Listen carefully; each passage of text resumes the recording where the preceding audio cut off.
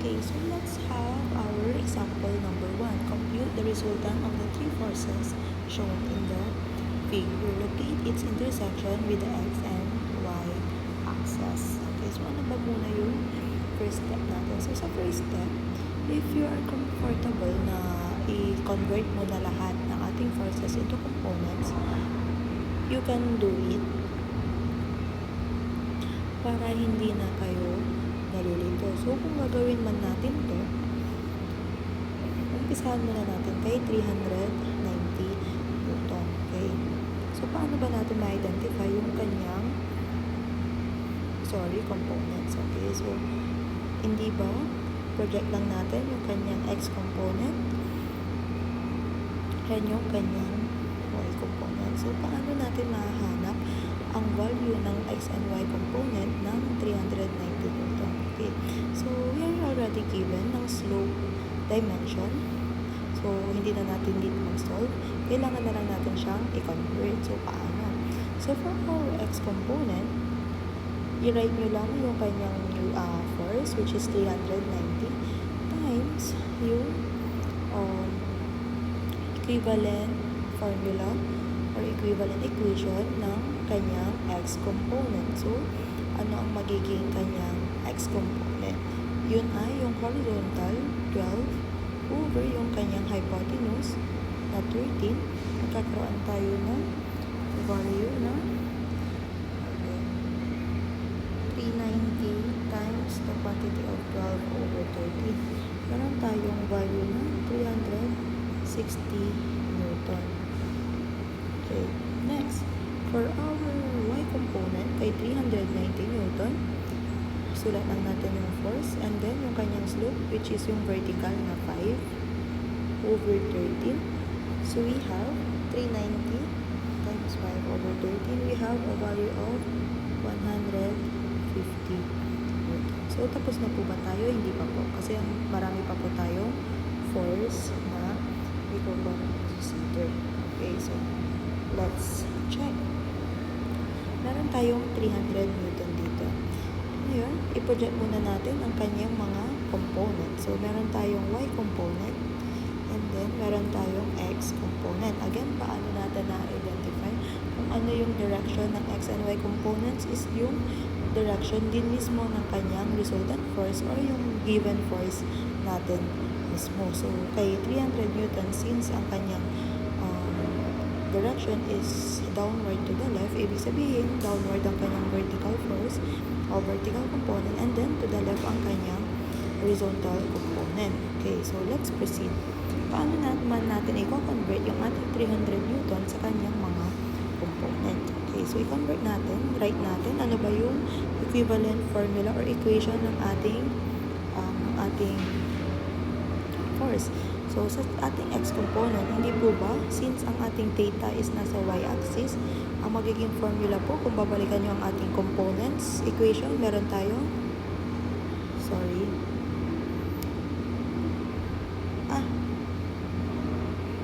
exit lang, napindot lang, sorry. So, 300 Newton sine yung ating theta na 30 degree. Okay, so, kung gagamitin natin yan, 300 sine 30, meron tayong 150 Newton. Okay. For our y component, ano ba ang ating formula for our for components? Meron tayong 300 cosine 30 degrees. So, meron tayong value na 259.808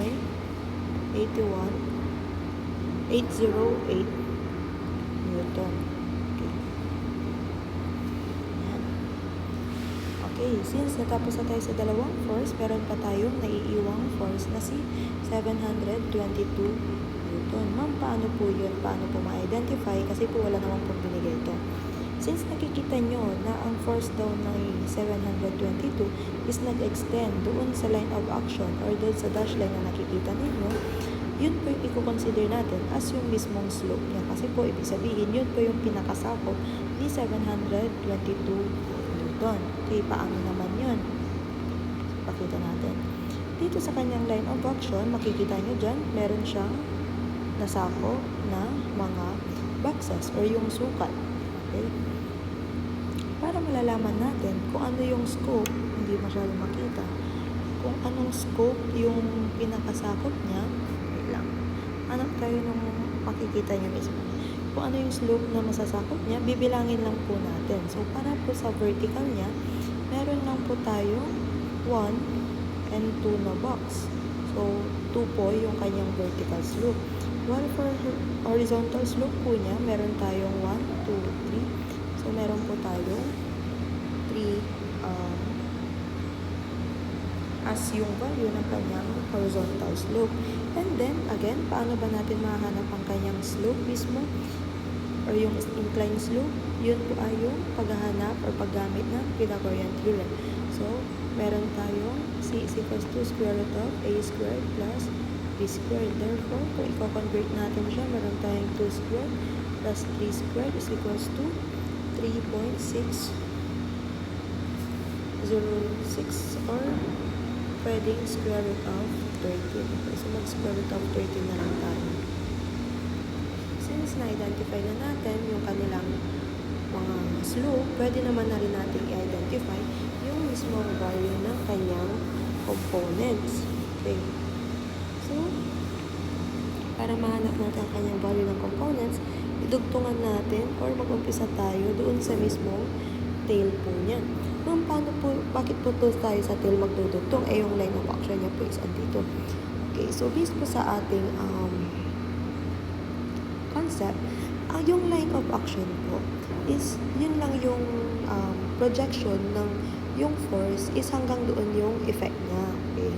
So, kahit na andito yung ating force, ibig sabihin daw yung effect niya tumatama hanggang sa ditong part. Kaya, nakita natin or nakuha natin yung mismong slope niya, slope ng kanyang line of action. Pero still, same pa din po yung effect ni 722 Newton dito, dito, dito, dito, or any part doon sa line of action na kanyang tinatamaan. Okay.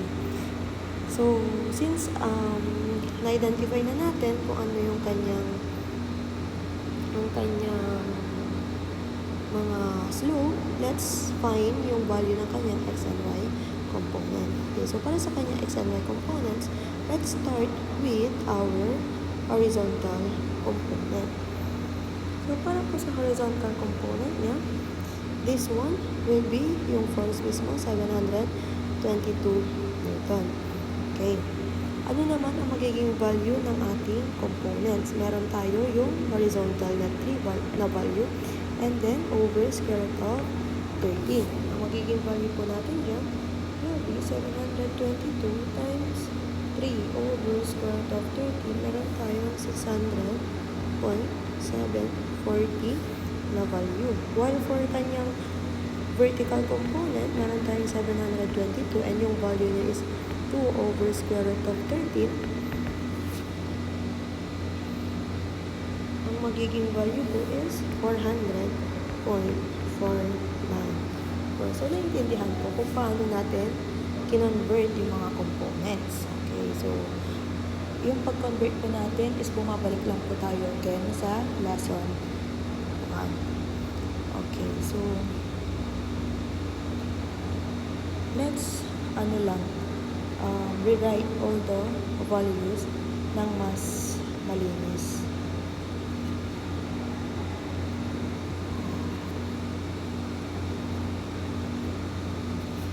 Okay, ano na yung mga value? Meron tayo 150 Newton, 360 Newton, 600.7 Newton,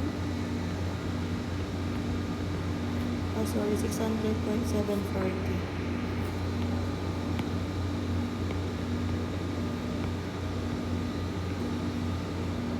400.494. 150 Newton and 259.808 Newton. Okay, since na-identify na natin ang mga components niya, let's proceed to next step, which is solve Rx and Ry using the given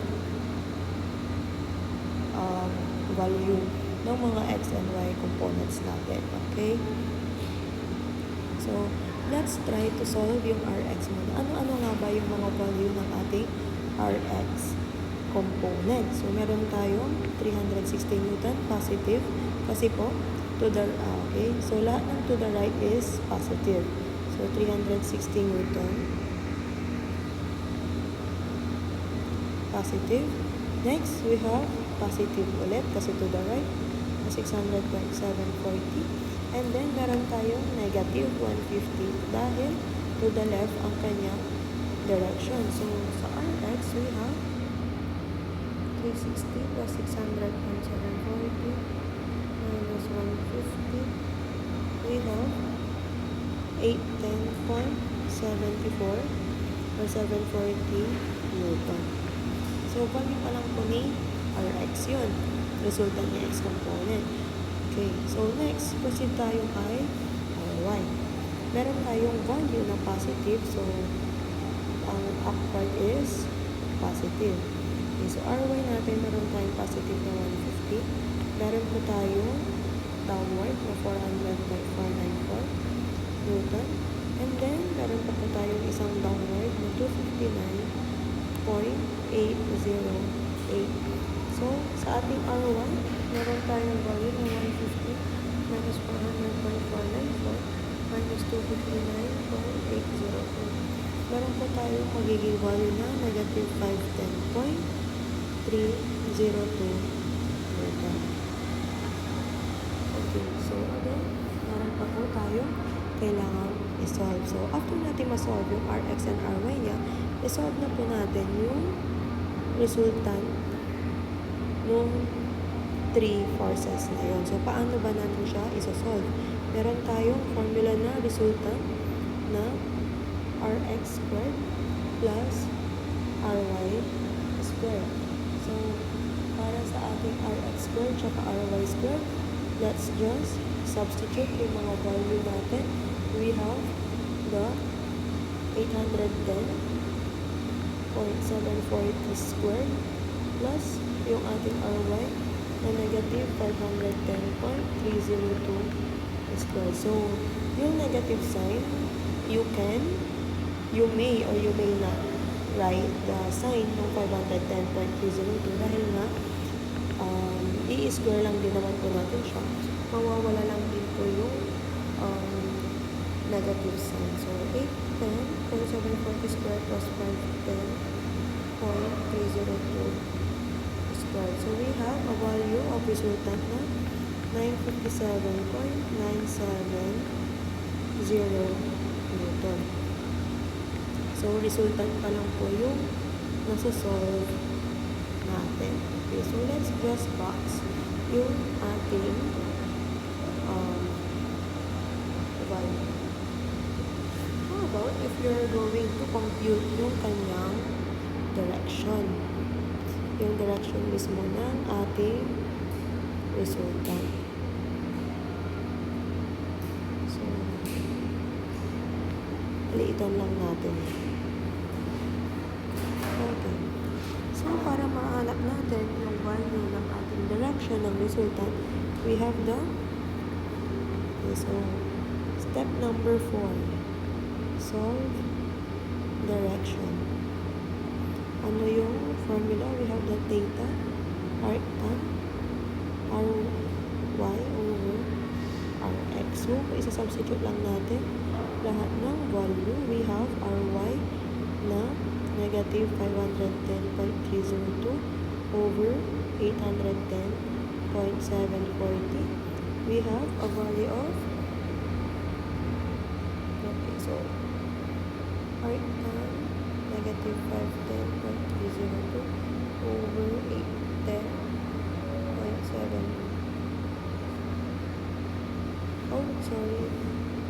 Oh yes, 810.740. So, meron tayong angle na negative 32.187 degrees. Again, ano po ang ibig sabihin ng ating negative dito? Ibig sabihin po, yun po yung ikot natin doon sa ating components. Okay, so i-plot natin yung ating mga component, resultant component. So we have here Rx. Yung Rx natin positive. So dalawa lang yung pagpipilian mo, positive side and then negative side. So since positive ang ating Rx, we will be plotting yung Rx to the right. Okay, so meron tayo nito na 810.740. While for the Ry, meron tayong negative 510.302. Dalawa lang naman yun, yung ating y component, positive tsaka si negative. Since ang upward tsaka downward. So since ang upward is positive and downward is negative, ibig sabihin yung ating Ry ay pababa po pala. So we have negative 510.302. So kung i-compute natin yung kanilang resultant, ang magiging resultant po is 957.970. Kaso saan po ba daw siya nakolocate? So titignan natin kay direction. Sa direction natin is negative 32.187. Kung tatandaan ninyo, ano po ba? Let's say na meron tayong x and y axis dito. So y axis and x axis yan. Hindi po ba, kung ito yung pinaka-reference na 0 degree at iikot tayo ng negative 32 which is clockwise, dahil yun ang sign convention for negative doon sa sign convention lang ng direction ha, huwag po kayo malilito. Okay, so mula dito kay x-axis, iikot daw tayo ng negative 32.187. Ibig sabihin, si reaction is around here na ang value ay 957.970. And for our data, we have a value of 32.187 degree. Okay, so ganun po natin siya ipa-plot ngayon. Okay, so meron pa tayong question. Locate its intersection with the x and y axis. So paano naman po natin siya ngayon gagawin? Okay, so let's try to locate its intersection with the x and y axis. So I have already the figure here. Na-drawing ko na po siya. Ito yung ating y axis and ito yung x axis natin. Ngayon, ang sinasabi niya kasi na locate its intersection with x and y axis is yung ating resultant or yung total resultant mismo na na-solve natin kanina. Okay, so dinowing ko lang po siya dyan, nilapat ko lang. So bakit tayo nag-drawing ng resultant na ang direction niya is downward to the right? Kasi kung babalikan po natin yung ating computation kanina, wait lang. Kung babalikan natin ang ating computation kanina, okay, yung ang ating direction ng ating resultant is downward to the right. Okay, so ganyan lang po. Nilapat lang natin siya. Nilagay lang natin siya sa mismong y and x axis para po ma-identify natin kung ano yung pinaka-distance niya mismo. Okay, so ano ba yung sinatawag niya dyan na locate its intersection with the x and y axis? So yung pinapahanap po niya dyan is yung location po niya mula sa point O hanggang doon sa intersection kung saan nag-intersect yung ating resultant. Ito po yung ating hinahanap na y intersection sa y-axis, and then yung ating intersection sa x-axis which is yung ating x1 for its representation only. Okay, so ano pa ba yung mga kulang natin na data? Okay, so kanina, hindi ba, yung ating 32.187 degree is with respect to x-axis kasi nakadikit siya sa x-axis. Okay, so ilagay lang natin siya dito yung 32.187 degree. Okay, ngayon kung i-apply natin kay sa ating geometry, 32.187 dito din ay equals din po siya sa 32.187 degree. Okay. Ano pa po? Meron pa po tayong mga label na nakalimutan. Yung distance ni resultant kay point O. Di ba? Meron tayong sinasabi na yung distance is the perpendicular distance ng ating resultant kay point O or kung kanino man tayo nag-point. Okay, so tapos na nating nilabelan, na-identify na natin kung ano yung mga hinahanap. Okay? So, ganito din po yung atake natin when it comes to pinapalocate yung kanyang intersection with the x and y axis. Pero, depende pa rin po kung saan kasi nakalocate ang ating r or kung saan siyang direction. Kung saan siyang direction. Okay. Okay. So, since na-identify na natin yung ating x and y ay yung mga label, let's proceed with the computation. Okay, so pang ilang step na tayo? We have fifth step, locate its x and y axis. Yung mismong intersection po niya. Okay. So, ano po yung ating gagawin? Solve the moment. Okay. Meron tayo moment at point O. We have, hindi po ba, meron tayo no equation na ginagamit natin, which is the force 1x1 plus force 2x2 plus force 3x3 and so on and so forth. Okay, so i-apply lang po natin yung ating equation. Actually, this one is pwede rin po natin siyang matawag na momentum sum.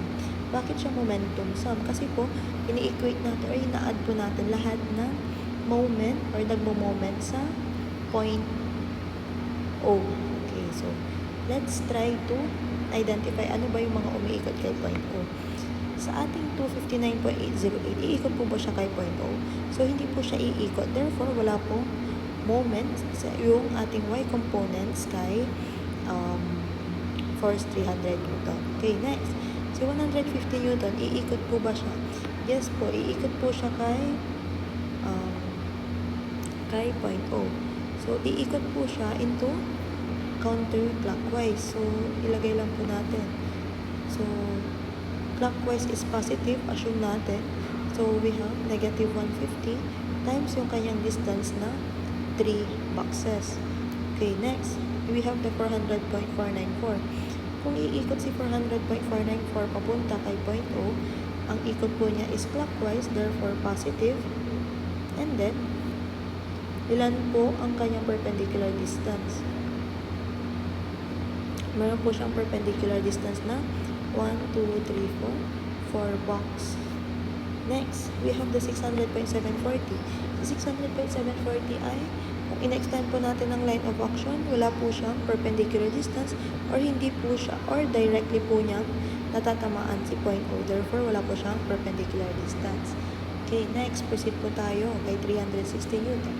If iikot po si 360 Newton natin, papunta sa ating point O, pupunta kay point O. Okay, so, meron tayong ikot na clockwise, therefore, positive. 360, ilan po ang kanyang distance? We have 2 box. Next, we have the 150 Newton. Kung iikot po siya, papunta kay point O, ang ikot po niya ay counterclockwise. So, negative po ang ating 150 Newton. And then, ilan po yung distance niya? 1, 2, 3, 4, 5. Meron po tayong distance na 5. Kaya po, ang ating momentum sum will be 1,122 Newton meter. Let's say na ang mga boxes ay naka-meter unit. Okay. Since na-identify na natin ang ating momentum sum, again, we have the equation of moment is equals to R times D. Para mahanap natin yung ating distance, okay, substitute natin yung ating mga given, 1,122 for the moment. Meron din tayong resultant ng value is 957.94 times yung kanyang perpendicular distance.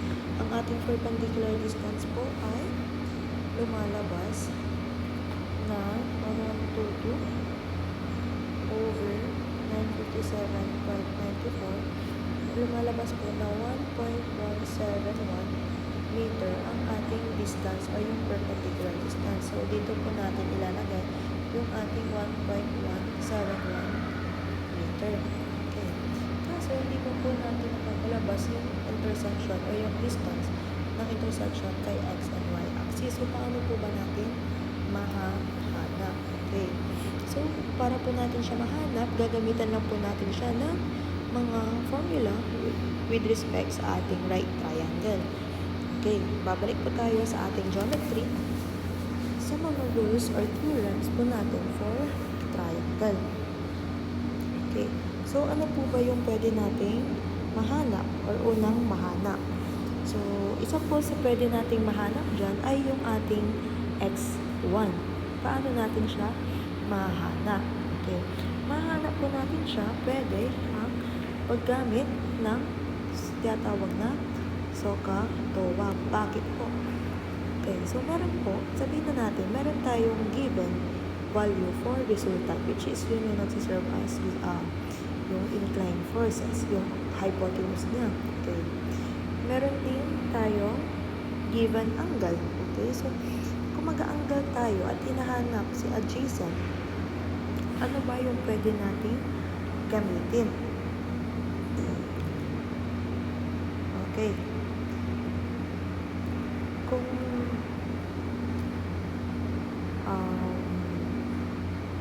ano ba ang pwede nating gamitin when it comes to computation? Okay. Meron din tayong si D. Okay. So, kay D, hindi ba ito tinatawag naman nating perpendicular. So, kung perpendicular, ibig sabihin meron tayong nabubuo na 90 degree dyan. So, pwede nating i-represent or i-drawing ulit. Okay, so yung D ay yung ating 1.171. Meron tayong hypotenuse na si x1 and then meron tayong theta dito na si 32.187. So, paano natin mahanap yung ating x1? Based sa ating figure. So, meron tayong given for opposite, meron din tayong wala tayong value ng adjacent. Okay, so wala yan. x1 yung hinahanap. So, ano ba yung pwede natin gamitin for SOHCAHTOA? So, pwede natin gamitin yung SO equation. Kasi, di ba yung SO is sin theta is equals to opposite over hypotenuse. Okay, so sin theta, is yung 32.187 degree is equals to opposite natin doon sa opposite side, 1.171 over hypotenuse or yung x1. Therefore, yung x1 na value natin ay magiging over sin 32.187. We have a value of 2.198 meter. Okay.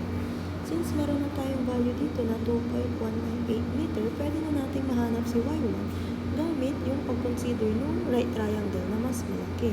So, kung i-compute natin yung mas malaking right triangle gamit ang okay. So, meron tayong ang hinahanap natin is si opposite and then meron na tayong adjacent. Pwede natin gamitin yung TOA na equation. Isisingit na lang natin dito. So, si tan, meron tayong tan theta na tan 32.187 degree is equals to opposite na y1 over yung kanyang adjacent na 2.198. So, ang ating y1 ay magiging 32.187 times 2.198. Meron po tayong value ni y1 na 1.383 meter.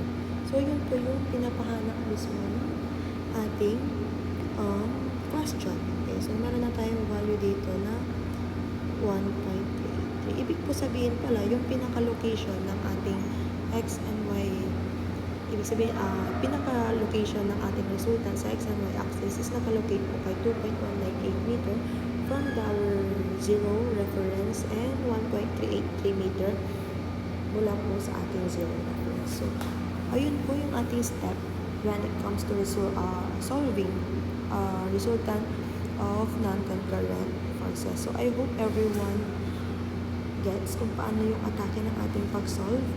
And almost same naman po lahat ng pag-solve natin when it comes to computation of resultant ng temporal processor. If ever you have a questions, please do message me or comment kayo sa ating GCR. Thank you and have a good day.